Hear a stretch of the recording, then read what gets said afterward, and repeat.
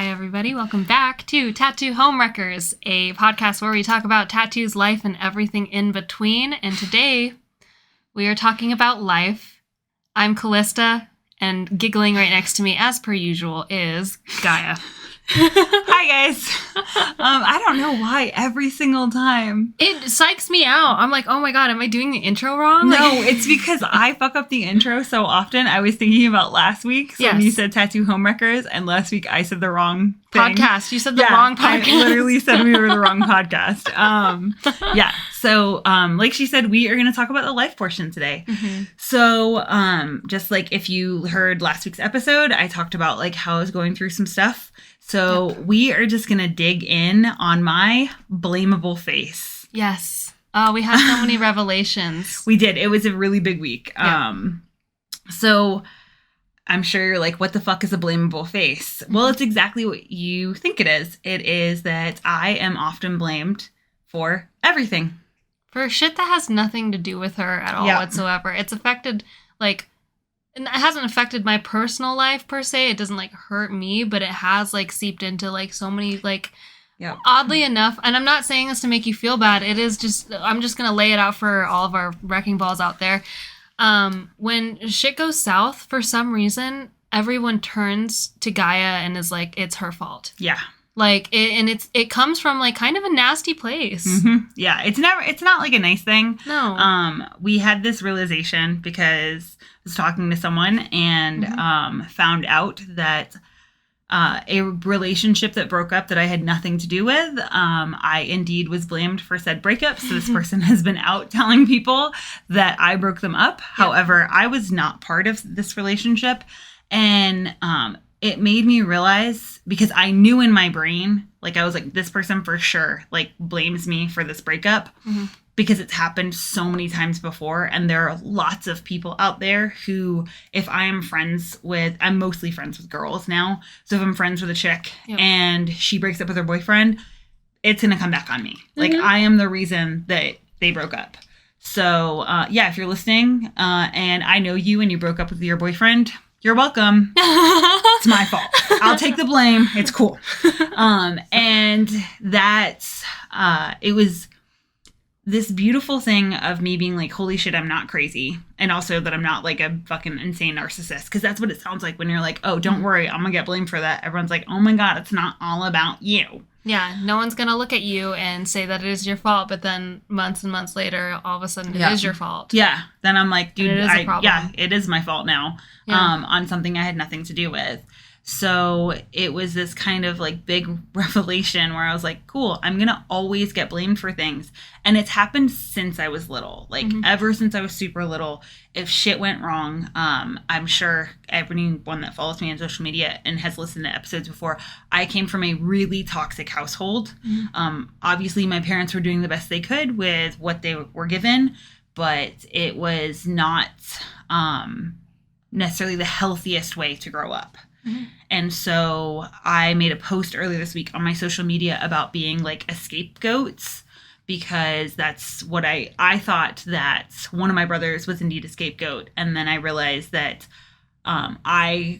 we all were to a certain degree, but I was a scapegoat for everything. So any issues that my parents had were my fault. I can just say this because I don't really fucking care of what repercussions happen. But my mom and I had a really tumultuous relationship. So much That's so putting that it nicely. that we don't talk anymore. And like that's stuff that I'm not necessarily going to get into like at this point in time, maybe in the future. Mm-hmm. But we don't talk. And like anytime, even as a child, like when I was 10, and we would get into like kind of arguments, whatever, it was always my fault. Like everyone in my family turned to me and was like, what did you do? Whereas like now, being the age I am, I can look back and be like, y'all blamed a child? What the fuck is wrong with all of you? Yeah. To be like, oh, obviously you're the problem, not the full grown adult in this situation.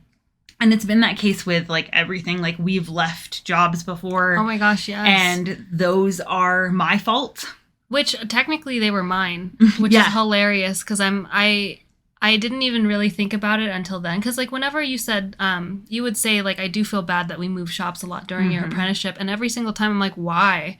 Like don't. Like, it had nothing to do with, like, you. And, like, I had known that it wasn't your fault, but I totally forgot that, like, oh no, if anyone were to paint the enemy, it should have been me. Mm-hmm. You know what I mean? Yeah. Because I'm going to own up to it. I was the issue. And by owning up to it and claiming it, I don't mean like I was being a bitch every single time I walked through the door. No, I was getting treated horribly as an apprentice at these shops. And, you know, Gaia was, you know, how do I say, like, nice enough and a good enough mentor to be like, I'm not going to stand for this and we're going to go. Like, we're not going to stay here for the abuse. It's not okay. But for some reason, she's pinned as the moral enemy. Yeah. So if you were on my social media at that point in time, then you know that, like, all the volatile shit on social media, like, obviously you got some, but I got, like, the way bulk more. of it. Yeah. So way more. And we just had that realization of, like, part of that is the fact that, like she said, like, I will stand up for, like, injustices. And when you're the person that stands up for injustices, when you're the person that tells the dude that he's, like, molesting other people, you're the one that gets blamed. Or in my case, with relationships, if you are, I don't know, a strong woman, then heaven forbid any chick that breaks up with her boyfriend made a fucking decision of her own free will, but instead it is your wildly witchy ways that have convinced her that, I don't know, she's fucking better than the shit that's going on in her life. No idea. It's really sad because it does take the power away from other people too. Yeah. You know what I mean? It, like, kind of disqualifies, like, any decision that they're actually making. And so it is a double-edged sword where it's like you get the, like, rage and the anger of it, and then the other people just get disqualified. Yeah. Like, that's like the worst part is we've talked a lot about this over the last week, ever since, like, being able to, like, put a name to it. And so instead of me just feeling like I'm crazy and being like, dude, why is everything my fault? Am I genuinely the problem? We've been doing a lot of talking about that, about the fact that, like, what it does to the people in my life, because I grew up being told that it's like I shine really bright, and I thought, like, the downside to that is that because I shine so bright, the people around me cannot shine. So I will come into a situation and outshine everyone, and that makes me a horrible friend. And so that's what I, like, convinced myself of, is like, okay, well, obviously, like, this is it. So, like, you don't get credit or, like, autonomy as my friend for doing something, because they're like, well, obviously Gaia is the one behind it. So that being said, like, we know this, that, like, whenever someone is no longer wanting to be friends with me, or if I'm just like, hey, this friendship is no longer serving either one of us, like, I'm gonna back out, because, like, I have very select time. And I also believe that, like, friendship breakups should be a real fucking thing. I hate that people just, like, let shit fizzle out. I am a person that believes in just, like, clarity is kindness. And so we should just be like, hey, like, I loved this time that we shared together, but, like, we are now going in separate ways. Oh yeah, I just went through a lot of those. You did, yeah.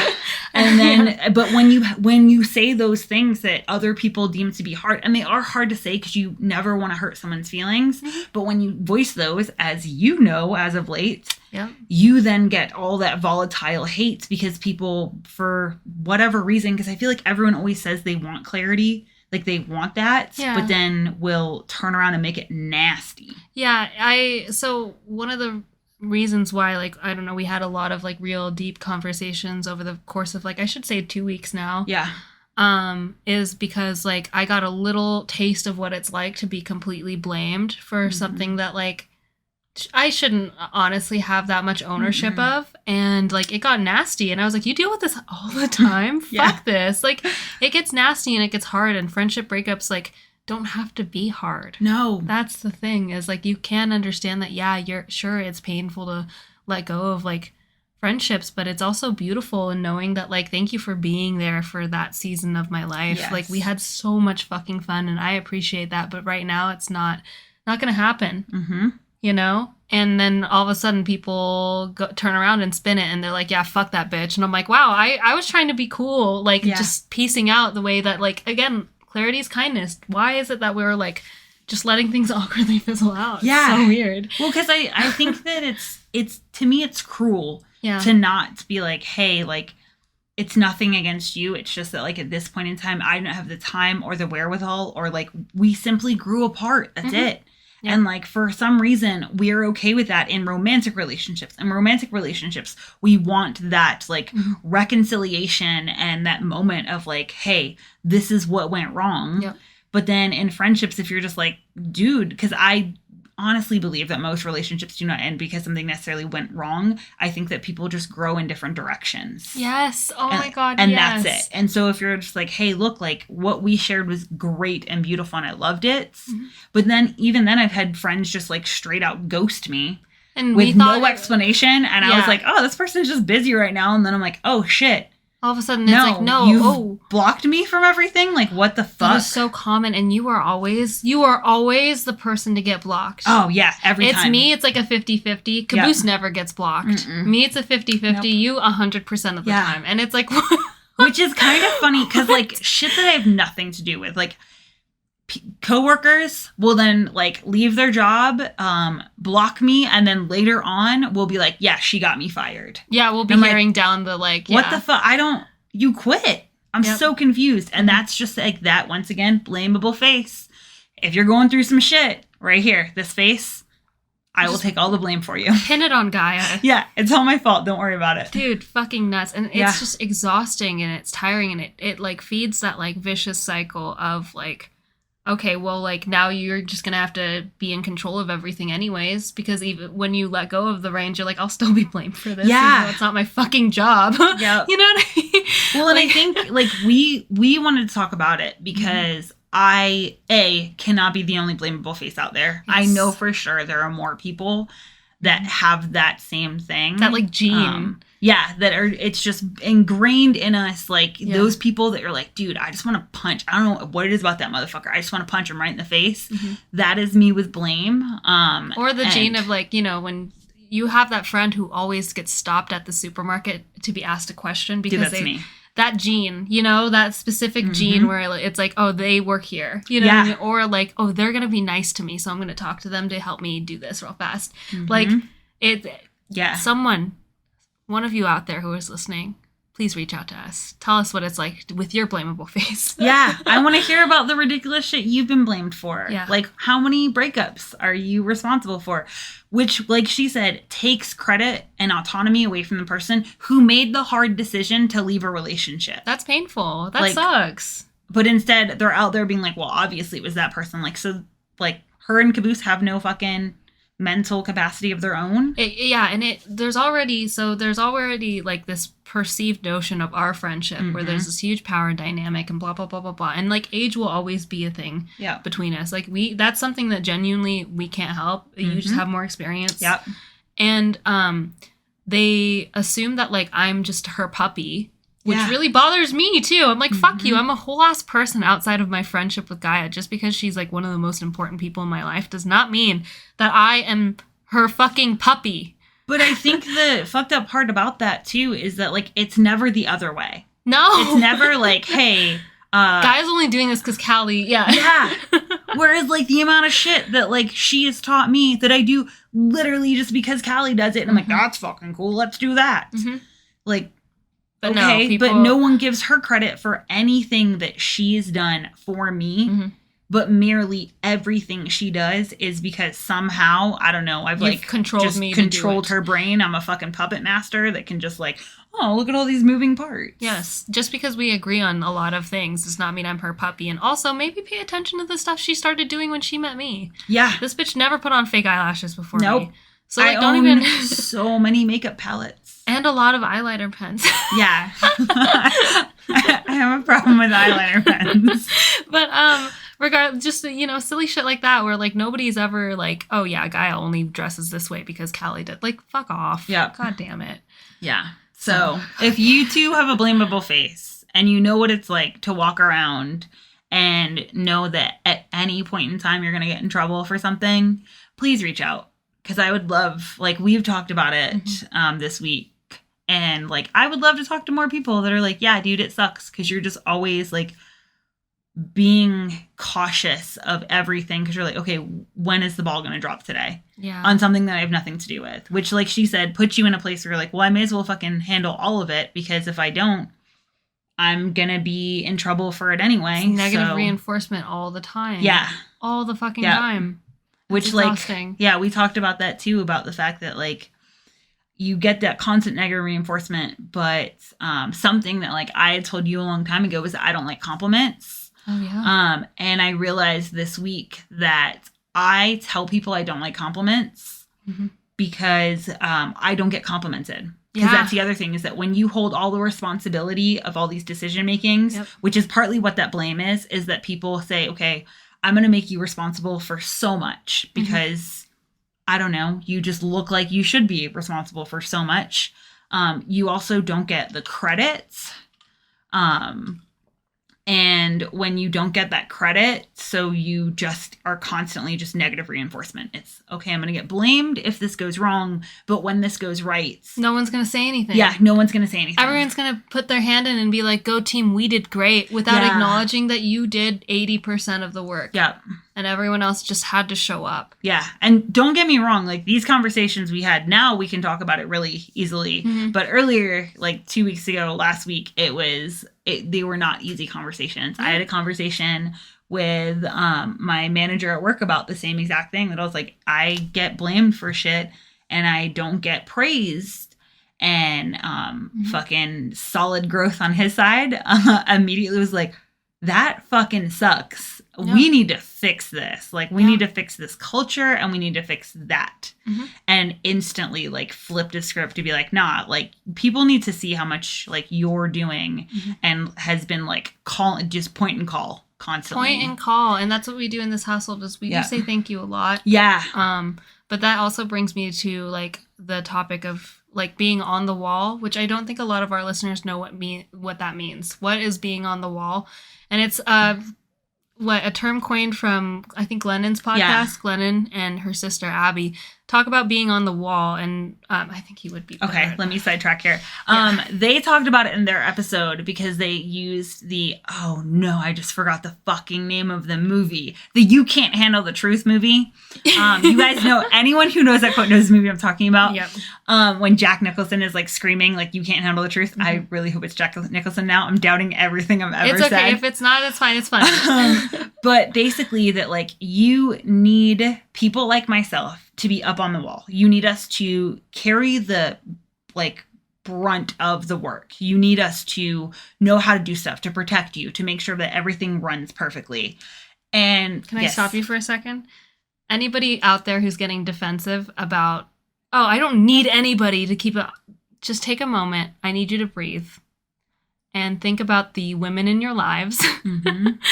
And, or the, I don't know, maybe even the men in your lives, or even yourself. Are you on the wall?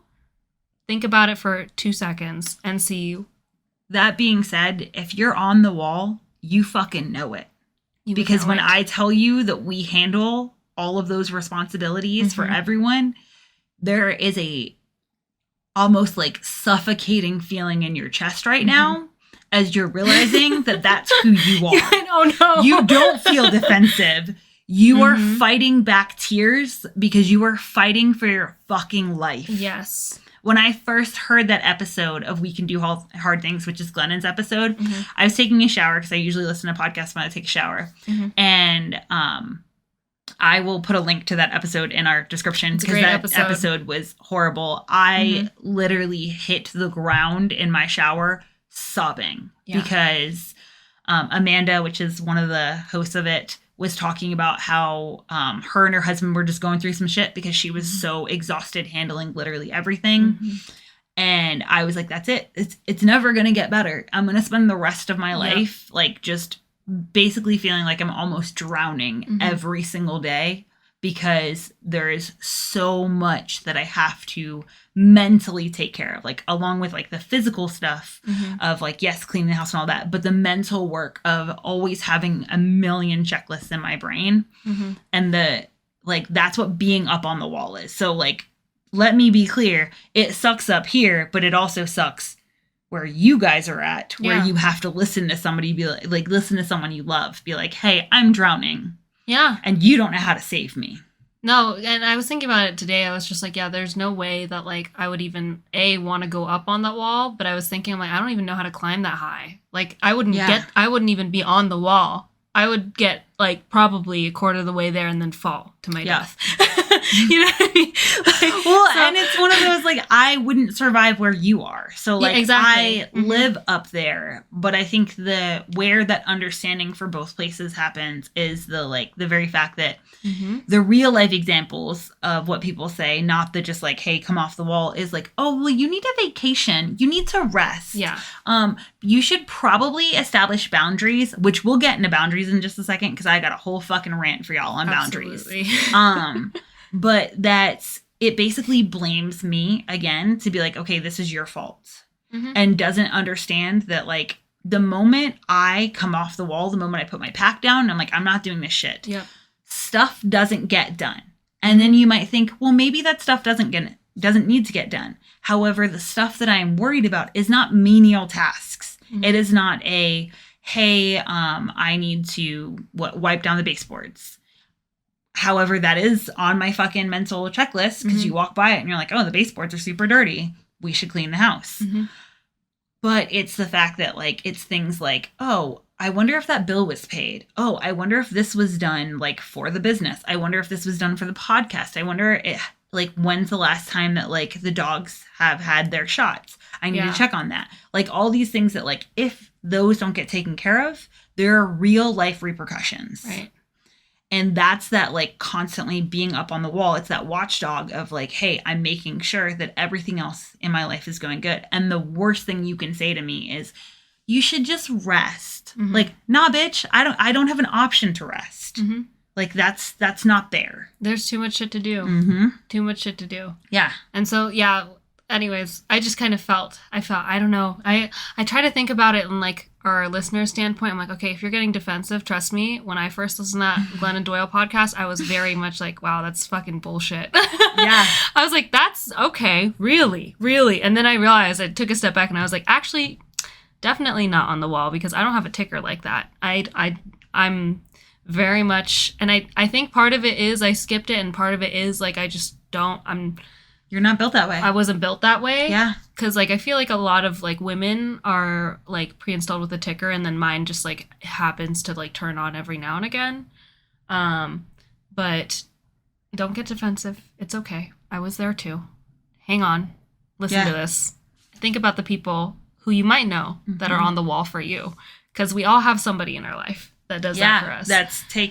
It's the person that when shit goes wrong, you turn to them. And you say, hey, stuff's gone wrong. Fix this. Yeah. Or that person you turn to that you ask for advice. That person is on the wall. When they tell you they're tired, don't fucking tell them to rest. Because you are the, like, part of the problem. That's it. Like, there's no easy way to say it. We had that really, like, and we've had these discussions over the last, like, year or so. So that's why, like, right now, you can't smell my house, but my house smells like dinner, because my husband is currently downstairs cooking dinner, because he has taken that amongst himself to be like, okay, that's my responsibility. So it's one less thing I have to worry about. And through having these conversations with your spouse or, like, family members or just people, or, like, my fucking boss. Yeah. He hates that word, but your my roommate, manager. Your boss. Yeah. Having these hard conversations has allowed there to be this catalyst for change. So even though I will always be on that wall, now I get that appreciation, and honestly, I get the help. And then when I start to, like, pick up responsibilities that are not mine, we have the language that then Callista will be like, that's not yours. Stop it. No, don't do that. My favorite thing to say is, give me my backpack, bitch. Like, give me back my backpack. Why are you carrying that? Yeah, she's like, that's not yours to carry. Give it back. But that leads us into, this only works if you have people in your life who are willing to, A, listen to you, or listen to us, or listen to Glennon, or the multitude of other fucking, like, amazing podcasters amazing podcasts. The documentary Fair Play. Yes. Phenomenal. Oh my gosh, yes. I still need to watch it, but great. Yeah. Yeah. Great documentary. If you're in a, like, heteronormative relationship, I highly recommend it.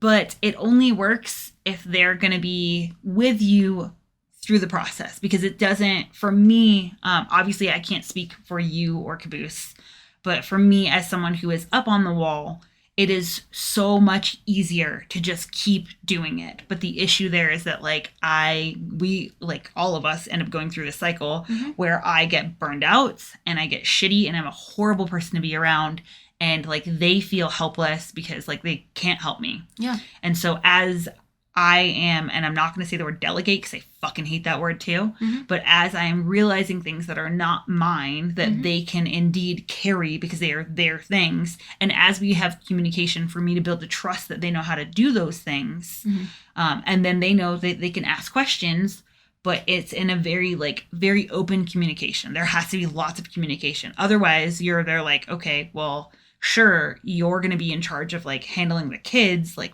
breakfast. But if you didn't tell me the kids are fed, that's still in my brain to be like, did he feed the kids? Are the kids sorted? Yep. Did she like did she give them good food? I don't know what's been done.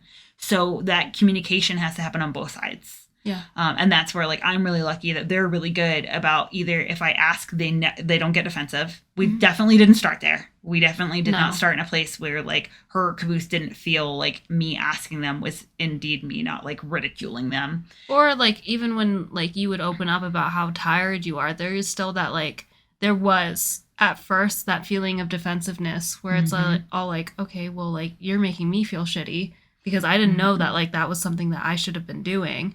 But it's also not your job to tell us. You know what I mean? And so we have grown so much over this past like year of living together, which is crazy. It's only been like over a year. Huh? Yeah, it's nuts. Yeah. But yeah, it only works if the people in your life are part of that process. Yeah. Which leads us to why boundaries are bullshit.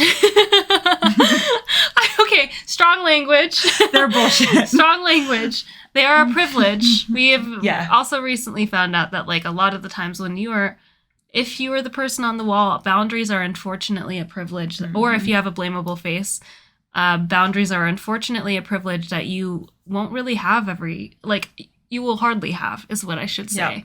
Yep. And why is that, Gaia? Why is that? So I, for all of you, you know that I love Brene Brown, and she has definitions around boundaries. And I was watching something on like Instagram. It was some TikTok-y thing. But it was this parent discussing boundaries with children. And her description of boundaries was so incredibly profound because it made everything else I've learned from Brene and from Glennon about boundaries make so much more sense. And it's that boundaries are not something you do to other people. It is not, hi, I don't eat meat and that's a boundary for me, so you can't eat meat. It's not something that I ask you to not do. It's not, I need you to take your shoes off when you come in my house, and then if they don't take their shoes off, you're violating my boundary. Other people cannot violate your boundaries. Yep. We are misinterpreting integrity and keeping up our own word with boundaries. We're assuming that like boundaries are, hey, I'm not going to do this for you, so that's my boundary. And if you ask, you're violating it. No, they're not, because that is not their boundary. That is a boundary you set with yourself. So if you said, like for me, my boundary with myself is I no longer feed the dogs. That is my husband's responsibility. So then it is completely removed from my plate. It is taken out of my book bag, taken off my ticker, the million fucking analogies we have for responsibilities.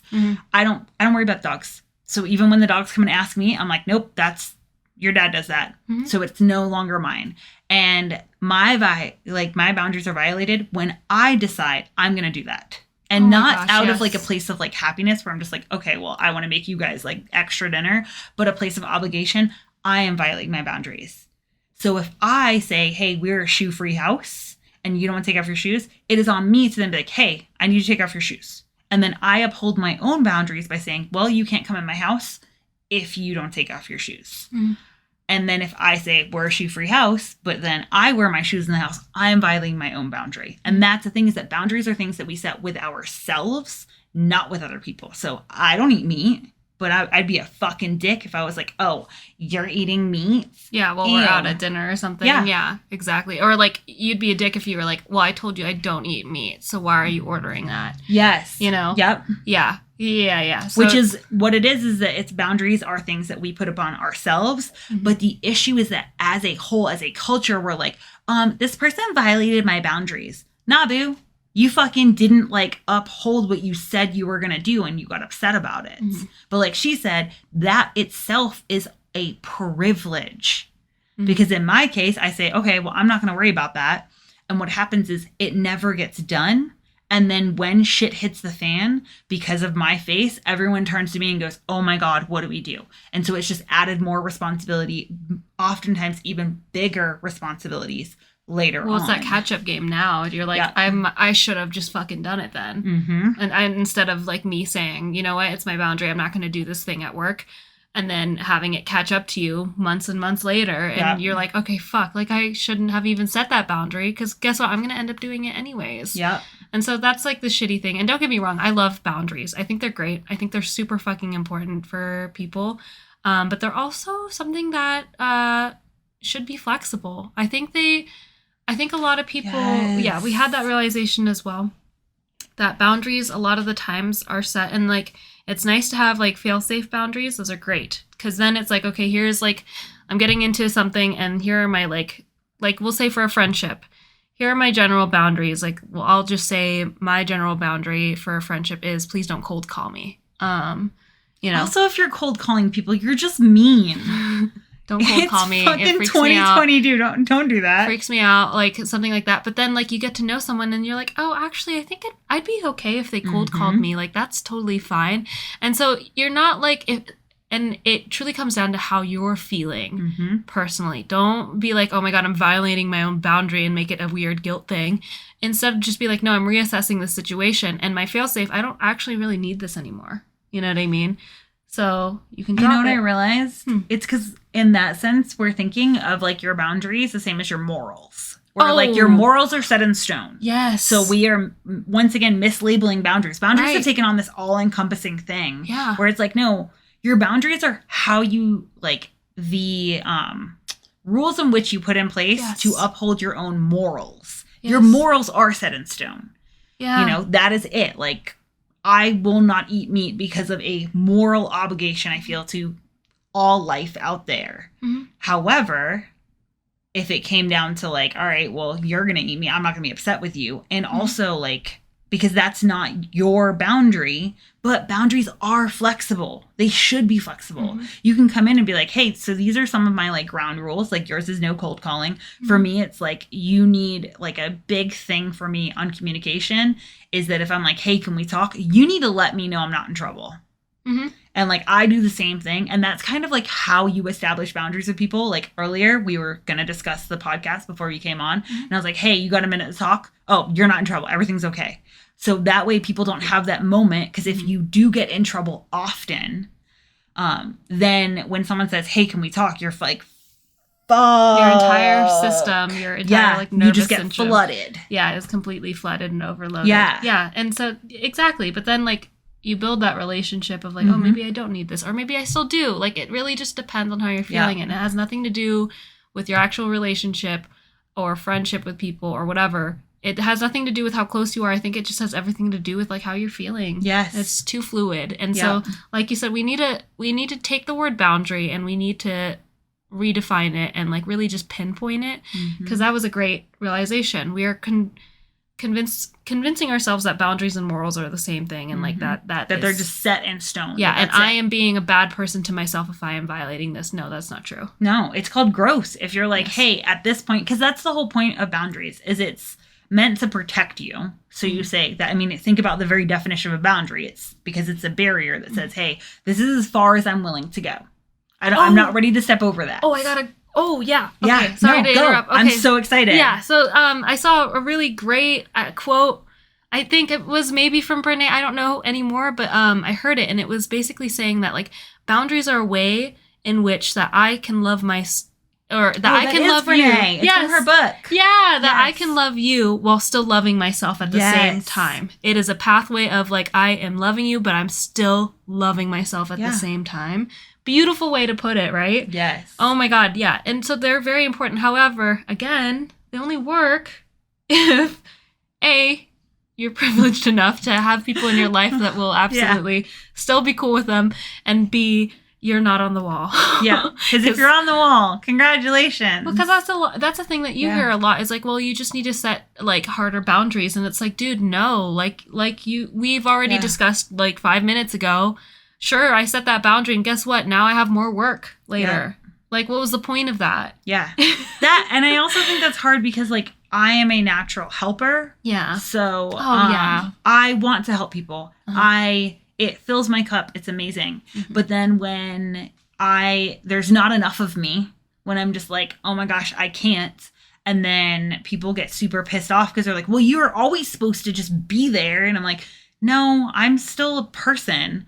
Then you deal with this giant backlash. So then you're just like, fuck. And then everyone else in your life goes, well, you probably shouldn't just be as like helpful. Just like don't build those connections. And I'm like, then I wouldn't be genuine to me. Yeah. Well, because like that's me. Because you get joy from it. Yeah. And it sucks because you get joy from something good and then it gets abused and it turns, not saying that the whole thing turns sour, but it does feel sour for a minute where it's like, why? Why did I let myself do this again? Yeah. You're constantly questioning if you're like, am I actually the problem? Yeah. Like, do I just like, I don't know. And because that's a heavy topic of conversation too, is like the, types of personalities that are drawn to us. Mm-hmm. And I was talking to one of my clients and like she gets it too because she gets like she attracts like very obsessive personalities. I'm not gonna say her name, but she like gets into these friendships and relationships and then they become completely obsessive to the point where like it like drives her up the wall and she like gets hurt because she's like, I'm not able to like, am I the problem because I'm not able to like set this boundary with this person and like they keep violating it and like will this keep happening to me? And so I leveled with her and I was like, honestly, like I get it because we get that too. We get like these very obsessive personalities and it makes you sound like such a narcissist saying that out loud. But like I know that there are people out there that get it. Obviously my client gets it, I get it, you get it. We have friends that we've talked to about that same thing where we like some of our first conversations with them were these genuine conversations of like, you get what it's like to like, as we put it, we love really big. Yes. Like I fall head over heels in love with people and I'm so stoked and I just want to help them and I want to do all this stuff. You invest in them. And then, you invest. But then there's also just like a normal phase of like when you first fall in love with someone and then there's a settling into a relationship. Falling in love. Yeah. Or no, landing in love. Yeah, landing. So you go from falling in love to you land. And then some friendships and a lot of friendships can like withstand that landing. And then we're cool because then it's like, okay, awesome. I don't have to talk to you every single day. I don't have to like constantly reply to all of your messages. That big love isn't gone. Just because I'm not exercising it as much as I did. It's not gone. It's still there. Mm-hmm. But like, don't expect it all the time. Yeah. And then what happens is there's this like, And I get from their point, because if you don't love big, like when you meet other people that love big, it's a really easy, like we both love big, we crash into it, and then we both land and we're like, yo, we still love each other, but like also there's real life again. Like we have to, we've got jobs, we've got responsibilities, we've got other things. And I kind of want to backtrack just a little bit. Sorry, I interrupted. We'll get back to that. By love big, you can also, can I not stress this enough? You can love big with platonically. It's not just a romantic love. We love big platonically. I just wanted to stress that. Yeah, mine is not the only romantic love I currently have in my life is my husband. So, spoiler alert, she's monogamous. But yeah, and it's that like, and I get from their side, from someone who doesn't love big, when they get that big spotlight, that big energy focused on them, it is addictive and it feels so good. Because we feel the same way when we like see someone who loves us the way we love them. And we're like, oh my God, it's two stars colliding. This is phenomenal. It's fate. It's meant to be. And then it comes back down. And we also have that moment of like, wait, do you still like me? Are we still friends? But we also understand that like, okay, you have a life but what happens more often than I would like is that with people who don't love as big all the time, they get that taste and then they get upset when you are like, okay, but now I have a life. I have to get back to this. Yeah, we went through that big beginning stage. That big love hasn't gone anywhere again. And the only time it goes places. Yes. The only time I'm like, okay, the big love is gone is when like it gets abused, where it's like honestly expected or like as soon as you start like paying attention more, you start landing in love. That's the real test because like, and it's happened to me in friendships too. I land in love, right? And all of a sudden they're like, well, why isn't this happening anymore? Why isn't this A, B, C, D, E, F, G, whatever? They get upset and then you pull out and then all of a sudden they go fucking crazy. Yeah. They go fucking nuts. Like there's no other way to put it. Well, it's addict behavior. It's the like, damn, I want that fix. And you're like, dude, I can't give it to you all the time. I can't sustain that fix. Like, we don't love each other big every single day. We have, what happens is big love when you let it do its thing turns into deep love. Oh, yeah. That's really cute. But so many people want that initial big love explosion, butterflies. Every day. When you get that message on your phone, you're like, like, that's what they sent me this message. Look how cute this is. Or like, look how nice they were thinking of me or blah, blah, blah. And like, they want that every single day. And that's, which is not sustainable. That's candy every day, y'all. Candy is only every once in a while. Otherwise, it's your fruits and veggies. And my thing is don't get me wrong. Enjoy that phase. Like, enjoy every single like last second of it. It is so fun. It's part of the journey, but also like enjoy where the journey takes you, and that doesn't look the same every day. Yeah.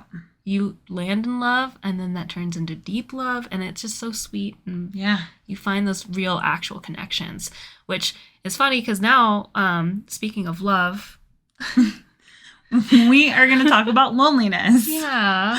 So, which is still so prevalent when you're surrounded by people you love and you have people you love. And like, we made a big revelation because I have been saying that like, oh yeah, you know, I'm just like in a weird spot because like there is a part of me that craves being in a relationship, but there is a bigger part of me that is like, now's not the time. And I'm so secure in both. I'm so secure in both of those places.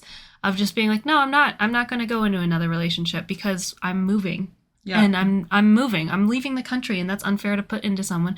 But it's very human to still want a relationship.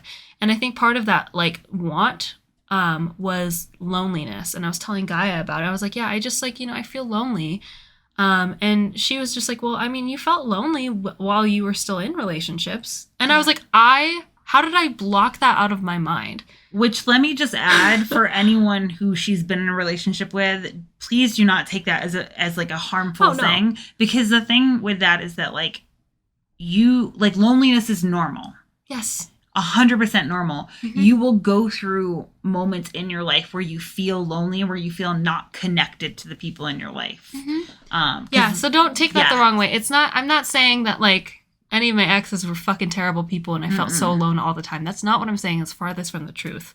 The truth is that loneliness, I personally feel the most impact of loneliness when I am surrounded by people I love, when I know I'm secure in all of my relationships, yet for some reason, I feel so invisible. I feel like not seen. Yeah, how did you describe it? We obviously, for anyone who's listened to more than just this episode, we are very visual people. So we'll often describe like what that feels like or what that looks like to you, and describing stuff in pictures. And we were having this discussion about loneliness. Yes. And how we like visualize loneliness. And for me, when I feel lonely, I feel like the invisible man.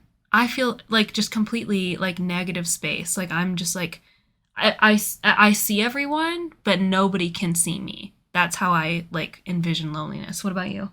What's a picture in your brain? To me, loneliness is being like a balloon that's been let go, and you can see all the world below you, and you can see everyone you love, but you cannot get to them. Like you're watching them from afar, and you're just, and like honestly, when I'm lonely, it doesn't feel like I'm like just floating along the surface of the earth. It feels like I'm floating up to space. Like I will never be able to come back down. Yeah. And it is like a genuinely terrifying place. That is so interesting because mine isn't a proximity thing. Mine is like I am close to these people, like in proximity, but I'm just invisible. Yeah. That is so interesting. So well, I had that feeling before we had that talk about me being a blamable face, where I felt like I was just drifting away from you guys. And like I just was so disconnected, and nobody in my life would understand me, because having that revelation of myself and being like, oh shit, that's what that is.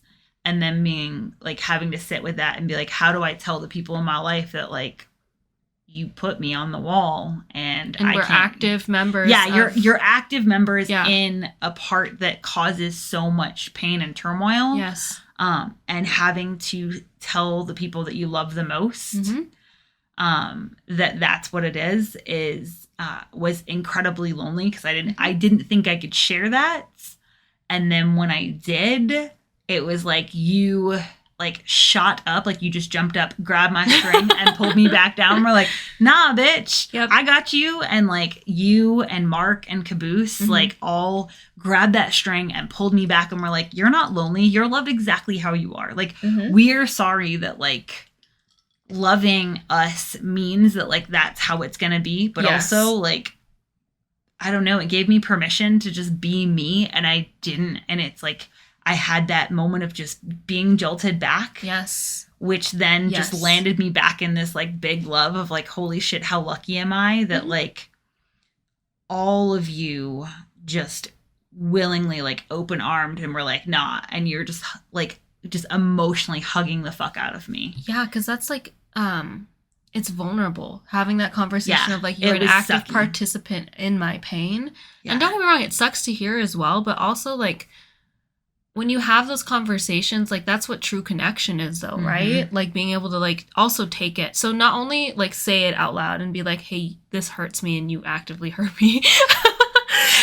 But it was terrible. The other person to also take it, that takes a lot of courage and strength. And then but for the other person to also take it and be like, yeah, I do. I personally think that like it's much harder on your side. My side is vulnerable to say, hey, you actively participate in my pain.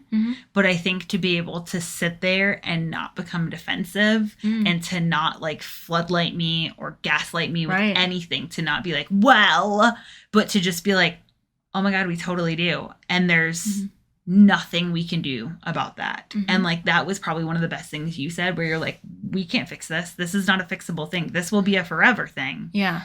And just having somebody love me through that and know that like the next time that I get blamed for something that I have nothing to do with, that you and like Mark and Caboose will all just turn to me and be like, well, I mean, look at that face though, Avi. Flammable face. And be able to like recognize like that pain, but also make it funny.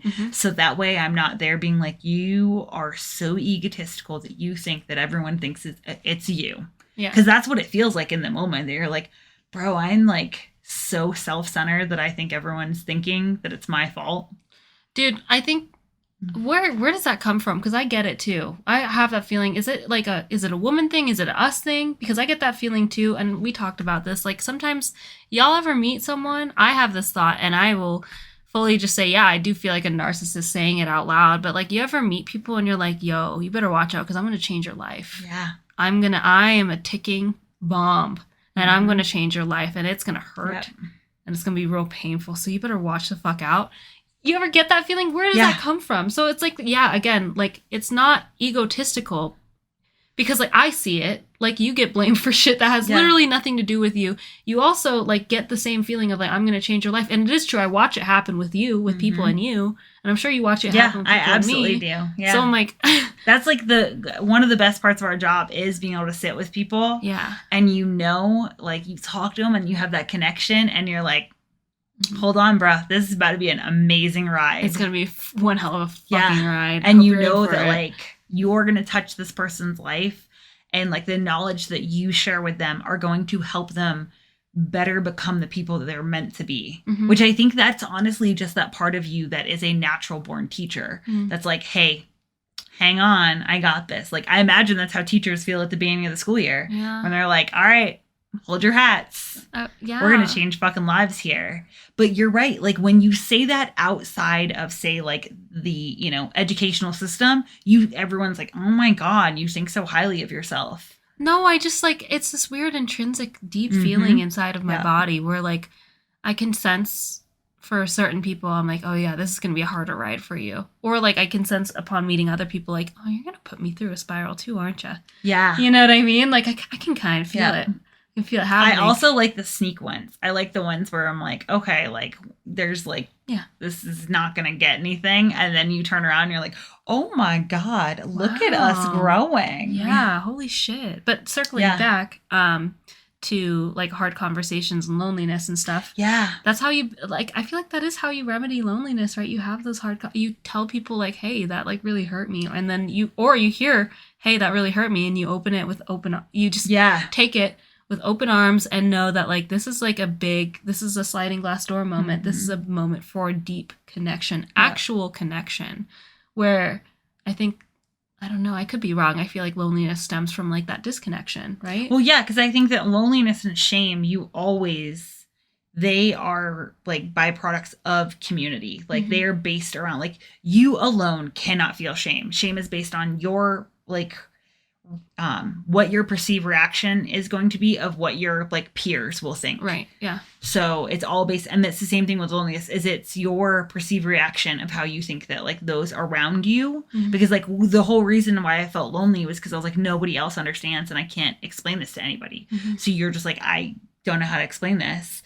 And then taking that like step off the cliff, because that's what it like, fucking feels like. Yeah. Where like, okay, I am standing at the edge of a precipice and the only way is forward. And for me personally, a lot of people like who are not ready to have those hard conversations or have not cultivated the relationships yet to have those hard conversations, aren't able to take that step. But even for me, taking that step of being like, oh my God, I've not had a conversation where I've told you both that like you hurt me and there's nothing you can do. I just want someone to like know. Yes. And then both of you being like, bitch, you ain't fallen. We're all flying. Yeah. Like this cliff is nothing for us. Let's just fucking hop. Yeah. Was like the best, because then it builds more in the future to say, okay, now we can continue to have, because like we talked about, like, I can't wait to have a moment like that with you where you can be like, hey, when you do this, it hurts me. Or like, these are things like, you know, we talk about your race a lot because that's something I can never understand.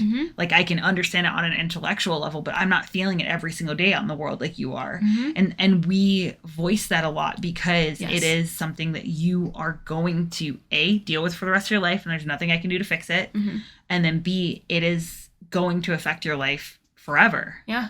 And so I think with us, like just being able to call those things out and discuss them at least helps alleviate that burden and that loneliness of like, cool, you're the only person in this household who deals with that. Just like how you're the only person in this household who will ever deal with being on the wall. Yeah. And unfortunately, like I can't do anything about it. Truly, genuinely, I wish I could. Just like I'm sure you wish you could snap away racism. Yeah. You would have given the chance. You would have given the chance, and I would if given the chance, be able to like have you get off the wall. But also, like you said, I don't think you could operate with where we're at either. Nope. So, not with that blamable face of yours. No, ma'am. No, ma'am. Nope.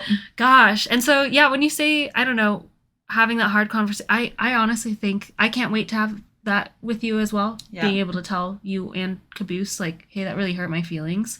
Because I think that's harder. I think taking it is a lot easier. Oh, no. You tell me that I hurt your feelings, I feel like I'm like, yeah, okay. Don't get me wrong. It's hard being like, I'm about to tell the most important, like, people in my life something that could make or loving me even harder. Like, now I'm secure enough to be like, okay, you're not going anywhere. No. Caboose isn't going anywhere. Mark's not going anywhere. He's stuck with me. Yep. But it's that, like, this runs the risk of changing the dynamics astronomically, like changing the foundation of our friendship, and also just saying something that hurts someone that you love so much is awful. Oh, yeah. But I think that, like, sitting there in the moment of someone else saying, hey, you hurt me, and you're always going to a certain extent hurt me, and there's nothing I can do and nothing you can do. Except for at least be able to be like, well, that sucked. Yeah, straight up. Yeah. That's all I can provide for you is try to remedy that loneliness and sit with you. Which fucking did, dude. It's so good. We had one hell of a couple weeks in this household. Yeah. We've had a lot going on. And it's been great. Hard conversations all around. Crazy people blaming me for the first time in my fucking life. Jesus Christ. Christ. Dude. Nuts. It's not fun. No, it's awful. It's so bad. And I was like, wow, I can't believe this happens to you every single time. And inevitably, I'm sure it'll happen to you again here shortly. I'm waiting to take that blame, dude. Me too. I'm waiting.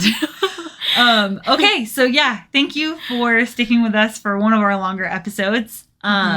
If you have a blamable face or you are up on the wall, you can also be up on the wall and not have a blamable face. Yeah, I do have friends that are like that. That are always responsible for things, but they're not exclusive. Yeah, they're not exclusive. I just happen to be an intersection of both. Yes. We want to hear it. I want to hear from you. Please reach out. And speaking of hearing from people, we would also like to answer a question. Yes, we've been getting questions, the voice memos. Yes. But I wanted to answer this question because I thought it was really good. So this is from one of our absolute dearest wrecking balls. It's Ben. We love you. Yeah, we're going to answer your question. Finally. He's asked a lot. Here goes. Hey ladies, Ben here. I feel like it's been forever. Finally caught up on all your episodes. By the way, the gayest Sesame Street character is obviously Snuffleupagus.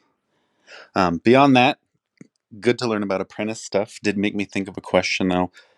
What are your guys' thoughts on people coming to you with tattoo ideas? Is it frustrating when I come and I say, I want this, exactly this, put it here, do it now? Or do you like it more when people come in and say, do whatever you want, but this needs to be the theme? Looking forward to the rest of you guys' episodes. Bye. Okay, so I'm going to start with, I love Ben. Yes. And also, Ben, you could tell me to tattoo whatever. I don't care what it is. I would never be upset by that. It's hard because now we're biased coming from Ben. So whatever you want. You want black and gray, I'll gladly tattoo it. I think we operate a little differently. I think it comes down to a personal preference as an artist. Yes.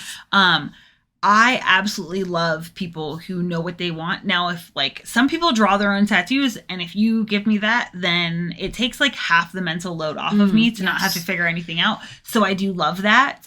But I also love when people are like, okay, so my idea is an octopus in space. I want new school. Yeah. And that's it. And they say, you have my whole right arm. So they give me, for me, it's that parameters of what they want. I think for me, it's the opposite of a lot of artists. I despise people who say, I don't care, you can do whatever. Yeah. Because that to me is just a recipe for disaster. So I cannot stand it. I need you to at least give me 30% and I'll give you 70%. But I need at least a little bit of clarity on it. Clarity, yeah. I definitely, I'm on the other end of the spectrum. I love it when people tell me to run with it. Oh. Do you? I'm I feel so free and I feel so wonderful.